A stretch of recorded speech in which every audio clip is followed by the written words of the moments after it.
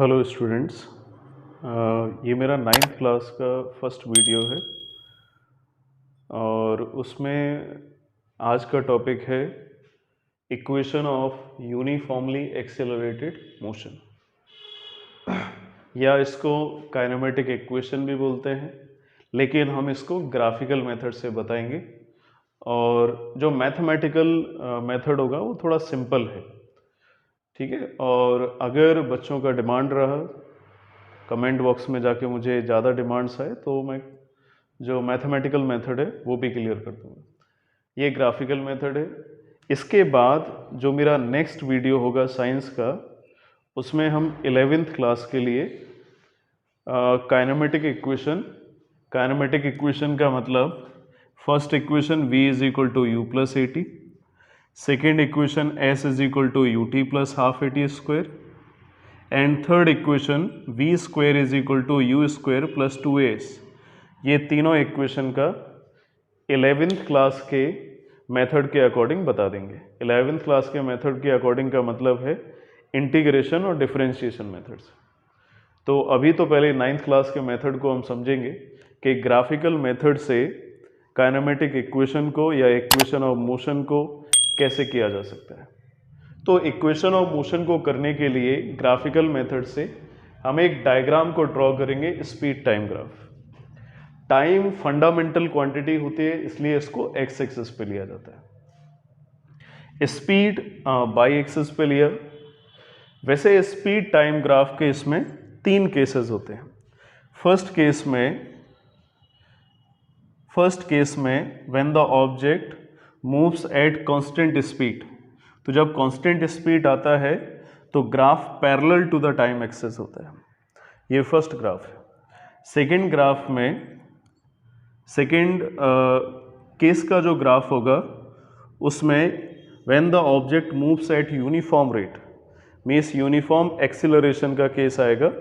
Uniform acceleration का मतलब होता है कि टाइम जैसे जैसे इंक्रीज करता जाए वैसे वैसे टाइम के साथ साथ ये स्पीड है और ये टाइम है, जैसे जैसे टाइम इंक्रीज करेगा स्पीड भी इंक्रीज करती जा रही है कॉन्टिन्यूसली।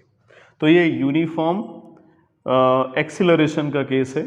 यूनिफॉर्म एक्सीलरेशन ये स्पीड टाइम ग्राफ में आता है क्योंकि एक्सीलरेशन इज इक्वल टू होता है स्पीड अपॉन टाइम। ठीक है, जब भी स्पीड अपॉन टाइम का ग्राफ आएगा तो एक्सीलरेशन आएगा। यूनिफॉर्म भी हो सकता है, नॉन यूनिफॉर्म भी हो सकता है, और एक केस आता है जिसमें मैंने बोला when object moves at constant speed, यानी जीरो एक्सीलरेशन का भी केस आ सकता है, लेकिन आएगा स्पीड टाइम ग्राफ। उससे पहले डिस्टेंस टाइम ग्राफ होता है। डिस्टेंस टाइम ग्राफ में 2 केसेस होते हैं। फर्स्ट केस में जो डिस्टेंस टाइम ग्राफ होता है उसमें यूनिफॉर्म स्पीड या यूनिफॉर्म मोशन आता है। जो सेकेंड केस है उसमें नॉन यूनिफॉर्म मोशन या नॉन यूनिफॉर्म स्पीड आती है। तो यूनिफॉर्म जो स्पीड आएगी उसके लिए डिस्टेंस टाइम ग्राफ होता है। अब यूनिफॉर्म स्पीड या यूनिफॉर्म मोशन क्यों आता है? Because speed is equal to होता है डिस्टेंस अपॉन टाइम। तो इसलिए डिस्टेंस और टाइम ग्राफ जो होगा तो डिस्टेंस टाइम ग्राफ पे हमेशा स्पीड या तो यूनिफॉर्म आएगी या नॉन यूनिफॉर्म आएगी। ये जो ग्राफ है वो स्पीड टाइम ग्राफ है। तो स्पीड टाइम ग्राफ होगा तो स्पीड टाइम ग्राफ में एक्सीलरेशन होगा, या तो एक्सीलरेशन यूनिफॉर्म होगा या नॉन यूनिफॉर्म होगा या फिर जीरो एक्सीलरेशन होगा जब ऑब्जेक्ट एक कांस्टेंट स्पीड से आ रहा है। कांस्टेंट स्पीड का मतलब जैसे कोई पर्सन ए पॉइंट से बी पॉइंट तक जा रहा है तो उसका स्पीड 60 किलोमीटर पर आवर है। इनिशियल भी 60 किलोमीटर पर आवर, फाइनल भी 60 किलोमीटर पर आवर। टाइम कितना भी लग जाए तो एक्सीलरेशन का फॉर्मूला होता है v minus U upon T. Initial भी 60, फाइनल भी 60 और टाइम कुछ भी हो जाए, मैंने सपोज कर लिया टाइम 2 आवर ले लिया, एक्सीलरेशन का केस 0 आएगा। जब भी कांस्टेंट स्पीड आएगी तो कांस्टेंट स्पीड के केस में एक्सीलरेशन 0 आएगा। ये बहुत इंपॉर्टेंट क्वेश्चन है 9th क्लास के लिए। मैंने देखा है कुछ कॉलेजेस में 9th क्लास में ये क्वेश्चन कई बार पूछा गया है, तो इम्पॉर्टेंट रहता है कि जब भी कोई भी ऑब्जेक्ट कांस्टेंट स्पीड से जा रहा होगा तो उस केस में नो एक्सीलरेशन होगा, और स्पीड अगर इंक्रीज होती है तो एक्सीलरेशन होता है, स्पीड अगर इंक्रीज नहीं होगी तो एक्सीलरेशन नहीं होगा, यानी जीरो एक्सीलरेशन होगा। और थर्ड केस आता है नॉन यूनिफॉर्म एक्सीलरेशन का, जिसमें इस टाइप का ग्राफ बनता है। उससे कोई कंडीशन नहीं आती है, लेकिन स्पीड टाइम ग्राफ से हम दो चीज़ें निकाल लेते हैं। स्पीड टाइम ग्राफ से अगर हमें डिस्टेंस निकालना हो, ये थोड़ा ध्यान से सुनना, स्पीड टाइम ग्राफ में अगर हमें डिस्टेंस निकालना हो तो डिस्टेंस निकालने के लिए एरिया अंडर द लाइन निकाल देते हैं। एरिया अंडर द लाइन निकाल लेते हैं। जैसे ये ग्राफ है, ये स्पीड हो गया और ये टाइम है। तो सपोज किया यूनिफॉर्म एक्सेलरेशन का केस है। अब हमें इसका एरिया निकालना है। एरिया का मतलब ए से बी पॉइंट तक कितना डिस्टेंस कवर किया। तो ए से बी तक का जो डिस्टेंस कवर किया उसके लिए बी पॉइंट से एक लाइन को ड्रॉ कर दिया। अब ए बी लाइन के बिलो कितना एरिया आ रहा है, ए बी लाइन के बिलो जितना एरिया आएगा वही ए से बी तक किसी भी ऑब्जेक्ट या किसी भी व्हीकल ने डिस्टेंस कवर की होगी। ए से बी तक जो ऑब्जेक्ट गया होगा उसकी जितनी भी डिस्टेंस होगी वो ए बी लाइन के बिलो जितना एरिया होगा उसके इक्वल होगी। मतलब ये है कि स्पीड टाइम ग्राफ में अगर हमें डिस्टेंस निकालना होगा तो हम एरिया निकाल देंगे, जो एरिया की वैल्यू होगी वही स्पीड टाइम ग्राफ में डिस्टेंस की वैल्यू होगी। तो ये एक पॉइंट सबको याद रखना है। Second point, acceleration. जब भी हम स्पीड टाइम ग्राफ में एक्सीलरेशन निकालते हैं तो एक्सीलरेशन का मतलब होता है change in speed upon time interval. Acceleration is equal to change in speed upon time interval होता है। तो चेंज इन स्पीड, स्पीड में जो चेंज आता है वो बाई एक्सिस पे रहता है। देखो ये स्पीड है तो इसका मतलब बाई एक्सिस हो गया। बाई एक्सिस का मतलब स्पीड एक्सिस हो गया। और टाइम इंटरवल का मतलब होता है एक्स एक्सिस। एक्स एक्सिस या फिर इसको हम टाइम एक्सिस बोल सकते हैं। तो अगर हमें कभी भी एक्सीलरेशन निकालना हो तो एक्सीलरेशन निकालने के लिए जो स्लोप होता है, स्लोप का हम बाई एक्सिस लेंगे और अपॉन में स्लोप का एक्स एक्सिस लेंगे, मतलब स्पीड एक्सिस लेंगे, स्पीड एक्सिस लेंगे और उसके बाद टाइम एक्सिस लेंगे। स्लोप इसी बाई और एक्स एक्सिस पे डिपेंड करता है। मैं कुछ बताता हूं। देखो ये स्लोप है अभी, तो ये बाई एक्सिस है, ये एक्स एक्सिस। अगर हम इसको थोड़ा सा भी कम करेंगे तो स्लोप चेंज हो जाएगा। अगर ये तो मैंने स्पीड को चेंज किया, स्पीड को इतना ही रखते हैं, टाइम को चेंज करते हैं, एक्स एक्सिस को चेंज करते हैं, तब भी स्लोप चेंज होता है। तो ओवरऑल जो स्लोप है वो बाई एक्सिस और एक्स एक्सिस यानी स्पीड एक्सिस और टाइम एक्सिस पे डिपेंड करेगा। स्पीड और टाइम एक्सिस पे डिपेंड करेगा, जिससे स्लोप आ जाएगा और जो स्लोप होता है वही एक्सीलरेशन होता है। तो ये जो ग्राफिकल मेथड है इसको करने के लिए हमें दो चीजें सबसे ज्यादा इंपॉर्टेंट है जिनको याद रखना है, तभी क्वेश्चन कर पाओगे कि स्पीड टाइम ग्राफ में अगर हमें डिस्टेंस निकालना है तो एरिया अंडर द लाइन निकालना है। जो भी लाइन ड्रॉ करेंगे, जो भी लाइन ग्राफ में ड्रॉ होगी उसके बिलो जितना भी एरिया आ रहा होगा उस एरिया की वैल्यू डिस्टेंस के इक्वल होगी। सेकेंड पॉइंट हमें याद रखना है कि जो एक्सीलरेशन होता है वो स्लोप के इक्वल होता है। स्पीड टाइम ग्राफ में एक्सीलरेशन स्लोप के इक्वल होता है। स्लोप का मतलब होता है by axis upon x axis. By axis का मतलब स्पीड एक्सिस और एक्स एक्सिस का मतलब टाइम एक्सिस। अगर इतनी चीजें क्लियर रहेगी तो फिर इक्वेशन ऑफ मोशन की जो तीनों इक्वेशन है उसमें प्रॉब्लम नहीं आएगी। चलो अब फर्स्ट इक्वेशन ऑफ मोशन को देखते हैं। फर्स्ट इक्वेशन ऑफ मोशन,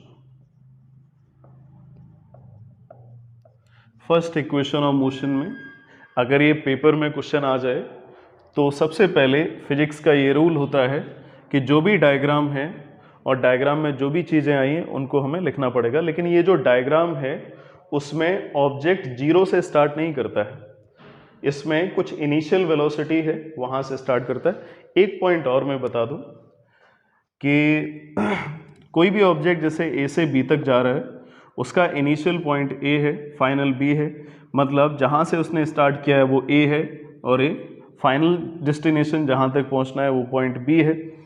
अब यहां पे एक ऑब्जर्वर खड़ा हुआ है, ऑब्जर्वर खड़ा हुआ है, ऑब्जर्वर ने इस सी पॉइंट से ऑब्जर्व करना स्टार्ट किया। इनिशियली कोई भी व्हीकल स्टार्ट होता है तो वो जीरो से ही स्टार्ट होता है, लेकिन इनिशियल वेलोसिटी वो होती है जहां से ऑब्जर्वर उस चीज को ऑब्जर्व करना स्टार्ट करता है। तो जब ऑब्जर्व करना स्टार्ट करता है तो उस केस में इनिशियल वेलोसिटी जीरो के इक्वल नहीं होती है। इसका मतलब ये हुआ कि कभी भी इनिशियल वेलोसिटी का मतलब ये नहीं होता है कि व्हीकल जहां से स्टार्ट करे, ऑब्जेक्ट जहां से स्टार्ट करे वही इनिशियल वेलोसिटी हो। इनिशियल वेलोसिटी वो होती है जहां से ऑब्जर्वर ऑब्जर्व करना स्टार्ट करे। ठीक है, तो सपोज किया कि ऑब्जर्वर ने सी पॉइंट से ऑब्जर्व करना स्टार्ट किया और फाइनली उसे बी पॉइंट तक जाना था, तो बी पॉइंट पे उसकी वेलोसिटी वी हो गई। तो ऐसे इनिशियल और फाइनल वेलोसिटी होती है। ठीक है, जीरो भी हो सकती है इनिशियल वेलोसिटी, नहीं भी हो सकती है। अगर ऑब्जर्वर जहां से व्हीकल या ऑब्जेक्ट ट्रेवल करना स्टार्ट करता है वहां से ऑब्जर्व करेगा तो इनिशियल वेलोसिटी जीरो होगी, अदरवाइज इनिशियल वेलोसिटी जीरो नहीं होगी अगर मिडिल के किसी भी पॉइंट से ऑब्जर्व करना स्टार्ट करेगा। तो ये केस लिया है when the object is not started from origin, मतलब जीरो पॉइंट से स्टार्ट नहीं करेगा। When the object is not started with initial velocity zero, zero से स्टार्ट नहीं करता है तो इनिशियल वेलोसिटी आएगी। ये मैंने डायग्राम ऐसा इसलिए लिया है क्योंकि इक्वेशन ऑफ मोशन में u प्लस ए टी आता है। अगर इनिशियल से ही स्टार्ट कर जाएगा तो इनिशियल वेलोसिटी होगी नहीं, u नहीं आएगा। ठीक है, तो u रखने के लिए ऑब्जेक्ट को ओरिजिन से स्टार्ट ना करके कुछ डिस्टेंस कवर करने के बाद स्टार्ट किया है। डिस्टेंस कवर कर लेगा तो व्हीकल या ऑब्जेक्ट की कुछ स्पीड होगी। तो मुझे लग रहा है ये ग्राफ क्लियर हो गया होगा। तो फिजिक्स का मैंने अभी बोल रहे थे कि जो मैंने फिजिक्स में डायग्राम बनाया है उसके लिए कुछ लिखेंगे, ये रूल होता है, लिखना पड़ता है। लेट मैं बहुत शॉर्ट में लिख रहा हूँ, let initial velocity u, time interval t suppose कर लिया, फाइनल वेलोसिटी सपोज कर ली v के इक्वल है, और जो ऑब्जेक्ट मूव कर रहा था a से b पॉइंट तक, तो a से b पॉइंट तक मूव करते हुए उसका यूनिफॉर्म एक्सीलरेशन a था, और जो डिस्टेंस कवर किया ऑब्जेक्ट ने ये सपोज कर लिया s के इक्वल था। इसके स्टेप्स बना लोगे जब पेपर में इस क्वेश्चन को लिखो। ठीक है, इसके स्टेप बना सकते हो, रनिंग स्टेप्स बना सकते हो। अब इसका डेरिवेशन देखते हैं। अब फर्स्ट इक्वेशन ऑफ मोशन होता है, उसमें v, u, a और t ये टर्म आते हैं, ये हमें प्रूफ करना है इसमें। तो एक्सीलरेशन निकालते हैं पहले इसमें। एक्सीलरेशन के लिए मैंने अभी 2 पॉइंट बताए थे, उसमें सेकंड पॉइंट बताया था कि जब भी हम एक्सीलरेशन निकालेंगे तो एक्सीलरेशन का मतलब होता है change in speed upon time interval, या change in time interval. Acceleration का मतलब होता है स्लोप, अभी क्लियर किया था। स्पीड टाइम ग्राफ के लिए एक्सीलरेशन का मतलब स्लोप होता है। चेंज इन स्पीड में चेंज देखो बाई एक्सिस में आ रहा है, तो स्लोप का मतलब होता है बाई एक्सिस का मतलब मैं और भी लिख दूं इसको डिटेल में, स्पीड एक्सिस, अगर किसी को कंफ्यूजन हो तो। टाइम एक्सिस का मतलब होता है एक्स एक्सिस का मतलब हो गया टाइम एक्सिस। ठीक है, मैं फिर से रिपीट कर दूं, एक्सीलरेशन का मतलब होता है स्लोप। एक्सीलरेशन का सिंबल ए आता है। अब ये देखो लाइन, ए पॉइंट से बी पॉइंट तक ऑब्जेक्ट गया है, ये स्लोप है, और स्लोप का ये बाई एक्सिस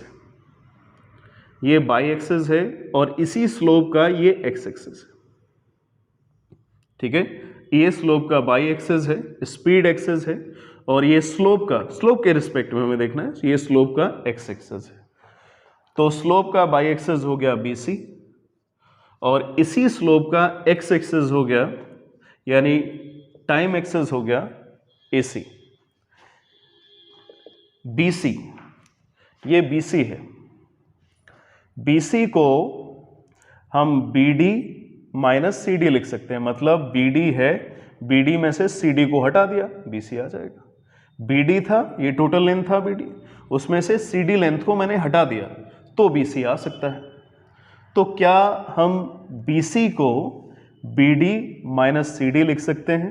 बी डी में से अगर सी डी को हटा दो बी सी आ जाएगा, तो बी सी को मैंने लिख दिया B D minus C D whole upon A C.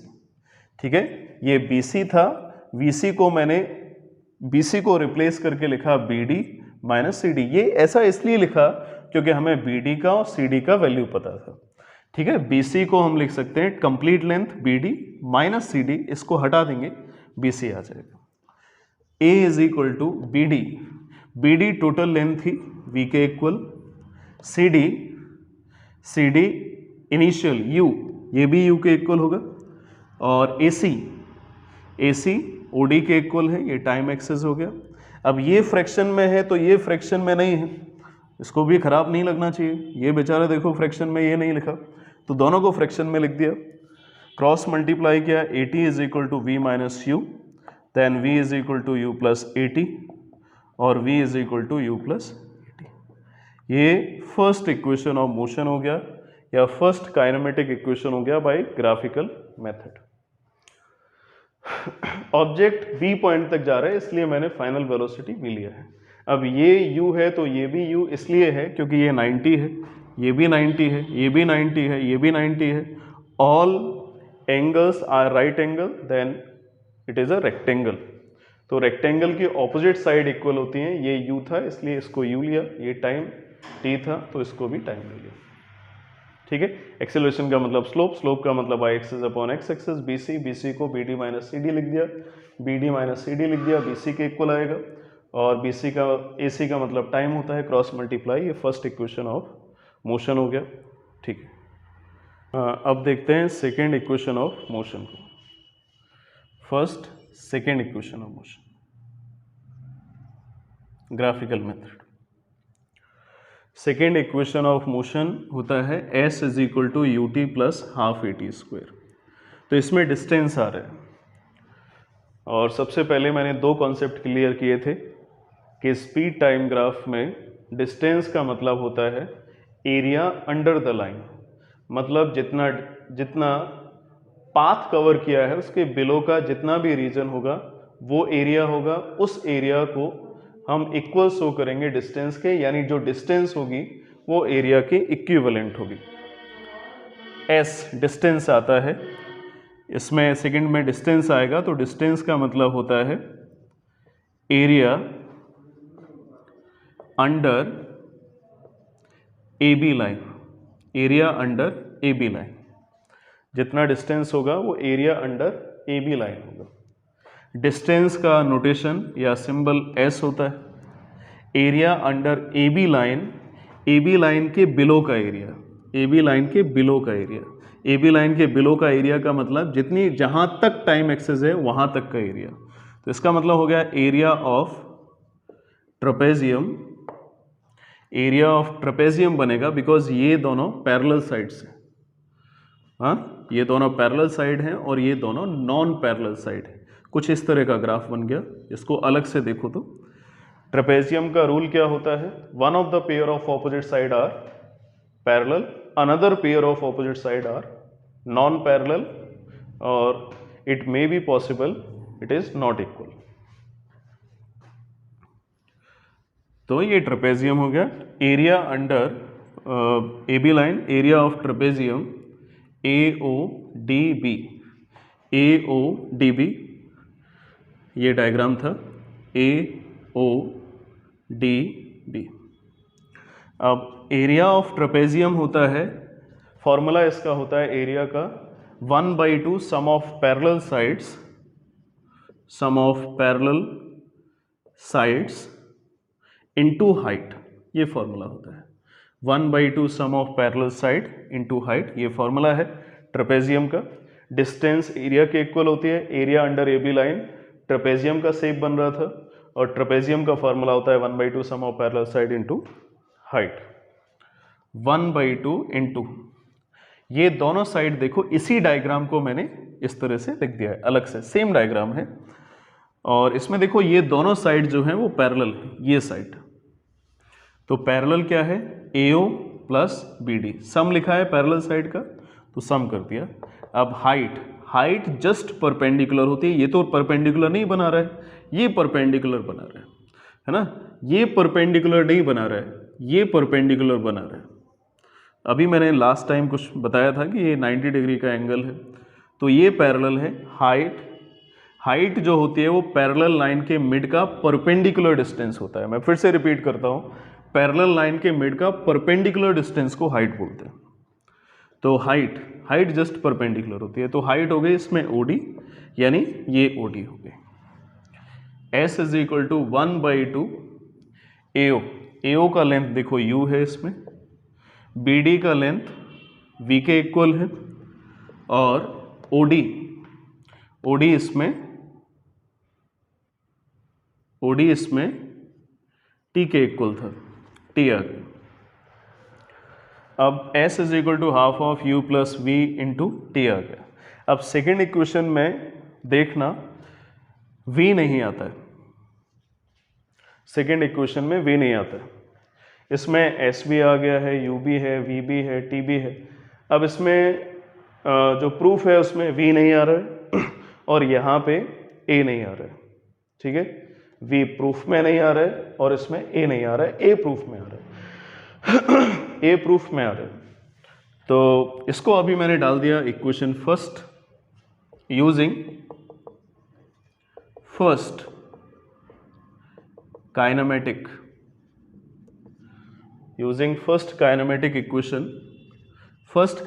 Equation या फर्स्ट इक्वेशन ऑफ मोशन, एक ही बात है। तो फर्स्ट इक्वेशन थी V is equal to U plus AT।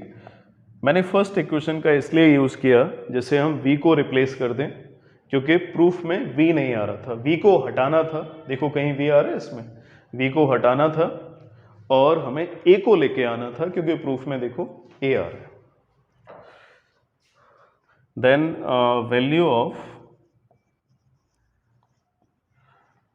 Of B putting in equation first में V की वैल्यू को पुट कर दिया, V को हटा देंगे और V के प्लेस पे पुट करेंगे U प्लस AT, V को रिप्लेस कर दिया। S is equal to 1/2 U plus V का वैल्यू था, V के प्लेस पे वैल्यू पुट किया U plus AT into T। So S is equal to half U and U, 2 into U आएगा plus AT into T, ठीक है। Step clear होगा। S is equal to half, T bracket के बाहर है तो multiply करेंगे तो दोनों टर्म के साथ मल्टीप्लाई होगा, 2U इंटू T का सेकेंड टर्म के साथ भी मल्टीप्लाई होगा, T इंटू T स्क्वायर आएगा। अब हाफ भी देखो बाहर लिखा हुआ है तो हाफ का भी दोनों टर्म के साथ मल्टीप्लाई होगा, हाफ का अंदर मल्टीप्लाई किया 1/2 इंटू 2UT, और हाफ का सेकेंड टर्म के साथ भी मल्टीप्लाई होगा, हाफ इंटू AT स्क्वायर, 2 से 2 कट हो गया, then S is equal to UT plus half AT square. ये सेकेंड इक्वेशन ऑफ मोशन आ गई बाय ग्राफिकल मेथड, ठीक है। ग्राफ है तो उसके लिए, ग्राफ के लिए हमें बताना पड़ेगा कि ग्राफ में कौन कौन से टर्म्स हैं और क्यों लिया है, क्योंकि ये प्रूफ में आ रहे थे। इसमें सेकेंड इक्वेशन ऑफ मोशन में डिस्टेंस आता है, इसलिए स्पीड टाइम ग्राफ में जो डिस्टेंस होती है वो एरिया के इक्वल है। ऑब्जेक्ट A से B तक गया है तो इसके बिलो का जितना भी एरिया होगा वो डिस्टेंस के इक्वल होगा। तो बिलो का एरिया ट्रेपेजियम शेप ले रहा था, तो ट्रेपेजियम का फॉर्मूला होता है 1/2 sum of parallel side into height. तो पैरेलल साइड ये दोनों थी और हाइट दोनों लाइन का मिड का परपेंडिकुलर डिस्टेंस होता है। तो OD आ गया, ये वैल्यू पुट कर दिया। सेकेंड इक्वेशन ऑफ मोशन में V नहीं आता है, ठीक है। सेकेंड इक्वेशन ऑफ मोशन में V नहीं आता है तो V को रिप्लेस कर दिया फर्स्ट इक्वेशन से, V को हटा दिया और U आ रहा था तो V को हटा दिया, U आ रहा था और साथ में A भी आ रहा था, तो V को रिप्लेस किया, V के प्लेस पे U प्लस AT आ गया और उसके बाद सॉल्विंग करके ये आ गया। इसमें पहले इसका मल्टीप्लाई कर लिया, दोनों में ब्रैकेट के बाहर होती है तो दोनों टर्म में मल्टीप्लाई होता है, फिर हाफ का मल्टीप्लाई कर लिया, ये हो गया, ठीक। देखो थर्ड इक्वेशन ऑफ मोशन के लिए, थर्ड इक्वेशन ऑफ मोशन का इक्वेशन जो था वो था v square is equal to you square plus 2as। s का मतलब इसमें भी डिस्टेंस आ गया। तो जो सेकेंड इक्वेशन ऑफ मोशन था उसका सेम मेथड चलेगा, डिस्टेंस था तो इसमें फर्स्ट लाइन सेम आएगी, distance is equal to area under A B line. First equation of motion ऐसा था जिसमें s नहीं था, s का मतलब डिस्टेंस नहीं था, इसलिए फर्स्ट इक्वेशन ऑफ मोशन में डिस्टेंस का जो कॉन्सेप्ट होता है स्पीड टाइम ग्राफ के लिए उसका मैंने यूज़ नहीं किया। फर्स्ट इक्वेशन ऑफ मोशन में एक्सेलरेशन का यूज़ कर दिया था क्योंकि डिस्टेंस नहीं था, एक्सेलरेशन का मतलब स्लोप होता है। और सेकेंड और थर्ड में डिस्टेंस का किया क्योंकि सेकेंड और थर्ड दोनों ही इक्वेशन में s आता है यानी डिस्टेंस आता है। तो distance is equal to same concept area under A B line, और ए बी के बिलो का शेप ट्रेपेजियम है, ट्रेपेजियम का फॉर्मूला लगा दिया s is equal to half sum of parallel side into height, ये वैल्यू पुट कर दी, इसके बाद ये आ गया। ठीक है, और इसके आने के बाद हमें समझना है कि जो ये थर्ड इक्वेशन ऑफ मोशन है इसको देखो, इसको हम हटा दे रहे हैं। थर्ड इक्वेशन ऑफ मोशन में एक नोटिस करने वाला पॉइंट है कि इसमें a नहीं आ रहा है। फर्स्ट इक्वेशन ऑफ मोशन में a आया था, सेकेंड इक्वेशन ऑफ मोशन में a और t आया था, सेकेंड फर्स्ट और सेकेंड दोनों में t आया था, थर्ड में t नहीं आ रहा है। तो t नहीं आ रहा है तो t को हटाना है, और इसमें a आ रहा है और a को हमें लेके आना है। तो इसके लिए फिर से मैंने फर्स्ट इक्वेशन ऑफ मोशन का यूज़ किया, और फर्स्ट इक्वेशन ऑफ मोशन का यूज़ किया और उसके बाद इससे t की वैल्यू निकाल दी क्योंकि हमें t को रिप्लेस करना है। तो ट्रांसपोजिशन किया, एक स्टेप और लिख देते हैं, at आएगा, at is equal to v minus U, तो t की वैल्यू आ जाएगी v minus U upon a। ठीक है, मैं एक बार फिर से इस तरफ बता दूं, half of u plus V into T आ गया था थर्ड इक्वेशन ऑफ मोशन में। देखो ठीक है, v और u दोनों आ रहे हैं, तो v और u को तो हमें कुछ हटाना नहीं है, कुछ चेंज नहीं करना है, टाइम को हटाना है क्योंकि टाइम नहीं आ रहा है, और इसमें a नहीं आ रहा है तो a को लेके आना है, इसलिए t को रिप्लेस करना था। फर्स्ट इक्वेशन ऑफ मोशन का यूज़ किया, इससे t की वैल्यू निकाल दी, तो value of t, now value of t putting in equation first में ये वैल्यू डाल दिया।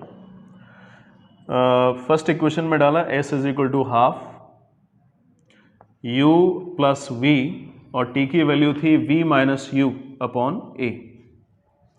s इज इक्वल टू, देखो हाफ v माइनस यू लिखा है तो प्लस में v प्लस यू लिख दिया, u प्लस v या v plus you same thing, जैसे 2 प्लस 3 भी 5 होता है और 3 प्लस 2 भी 5 होता है, छोटी क्लास में पढ़ा होगा, इसको हम कॉम्यूटेटिविटी बोलते हैं, कॉम्यूटेटिव प्रॉपर्टी ऑफ एडिशन। तो u plus v plus U के इक्वल हो गया, इसको भी लिखा v minus U upon a। s is equal to, ये मल्टीप्लाई में था तो न्यूमरेटर का न्यूमरेटर के साथ मल्टीप्लाई, a प्लस b और a माइनस b की आइडेंटिटी, तो आएगा v square minus U square, denominator का डिनोमिनेटर के साथ मल्टीप्लाई हो 2a। अब ये फ्रैक्शन में था तो इसको भी फ्रैक्शन में करो, क्रॉस मल्टीप्लाई, 2a का s के साथ 2as, v square minus U square, then v square U square को ट्रांसपोजिशन कर लिया, यू स्क्वायर प्लस 2as, ये थर्ड इक्वेशन ऑफ मोशन आ गई। अच्छा, फर्स्ट इक्वेशन ऑफ मोशन में हमें एक्सीलरेशन का कॉन्सेप्ट यूज करना है स्पीड टाइम ग्राफ के लिए। एक्सीलरेशन होता है स्लोप, और स्लोप का मतलब होता है speed axis upon time axis, यानी Y axis upon X axis. Slope से कंबाइंड जितना भी या स्लोप से कवर्ड जितना भी बाई एक्सेस होगा और एक्स एक्सेस होगा उसको हम इक्वेशन में यूज़ करेंगे स्लोप के लिए। फर्स्ट इक्वेशन में मैंने अभी बताया था, और उससे फर्स्ट इक्वेशन ऑफ मोशन को निकाल लेंगे। सेकेंड इक्वेशन ऑफ मोशन और थर्ड इक्वेशन ऑफ मोशन दोनों में ही s आता है, यानी डिस्टेंस आता है, इसलिए सेकेंड और थर्ड में हमें डिस्टेंस का कॉन्सेप्ट यूज़ करना पड़ेगा। डिस्टेंस का मतलब होता है area under the line. Area under the line का मतलब ऑब्जेक्ट ने लाइन पे ए पॉइंट से जितना बी पॉइंट तक डिस्टेंस कवर किया है। ए से बी तक डिस्टेंस कवर करने का मतलब ग्राफ पे ये रिप्रेजेंट कर दिया।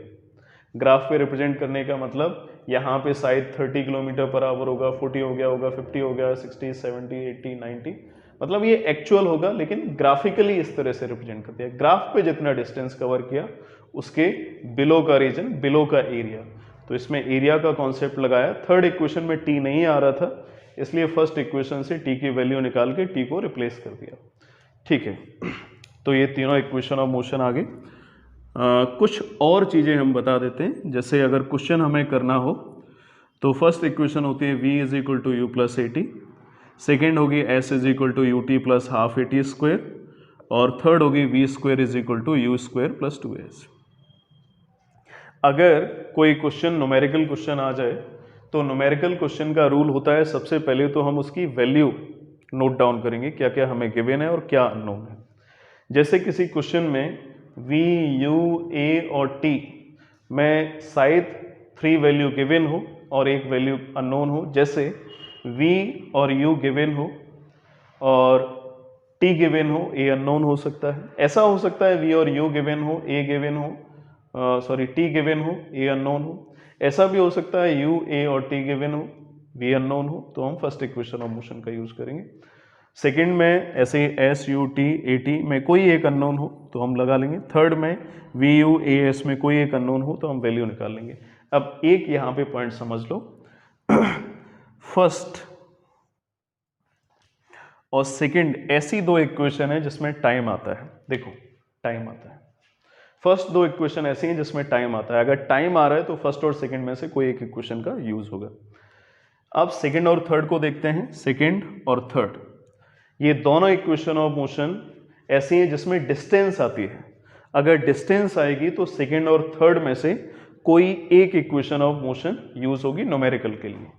अब फर्स्ट और थर्ड इक्वेशन को देखो, तो फर्स्ट और थर्ड ऐसी इक्वेशन है जिसमें v आता है, सेकंड में नहीं आता है v। तो अगर हमें किसी न्यूमेरिकल क्वेश्चन में v दिया है तो फर्स्ट और थर्ड में से हम कोई एक इक्वेशन का यूज कर सकते हैं। मैं बहुत जल्दी रिपीट कर दूं, अगर किसी इक्वेशन में टाइम आता है तो फर्स्ट और सेकंड में से कोई एक यूज करेंगे, फिर उसमें देख लेंगे क्या क्या हमें गिवन है। अगर हमें डिस्टेंस गिवन है तो सेकंड और थर्ड में से किसी एक इक्वेशन का यूज करेंगे, और अगर हमें फाइनल वेलोसिटी गिवन है यानी v गिवन है तो फर्स्ट और थर्ड में से कोई एक इक्वेशन ऑफ मोशन का यूज करेंगे। ये तीनों स्पीड टाइम ग्राफ यानी ग्राफिकल मेथड से काइनेमेटिक इक्वेशन या फिर equation of uniform accelerated motion complete हो गया है। अब जो मेरा नेक्स्ट वीडियो होगा वो 11th क्लास के लिए होगा, इंटीग्रेशन और डिफरेंशिएशन मेथड यानी कैलकुलस मेथड से ये इक्वेशन ऑफ मोशन को कैसे प्रूव किया जाता है। 9th क्लास वाले स्टूडेंट्स के लिए क्लियर होगा, 11th क्लास वाले स्टूडेंट भी इसको देख सकते हैं। ठीक है, तो आज की क्लास इतनी ही रखते हैं। जो नेक्स्ट काइनेमेटिक इक्वेशन के लिए क्लास होगी वो 11th क्लास के लिए होगी, जिसमें कैलकुलस मेथड हम बताएंगे। Okay, stay tune. Okay, thank you.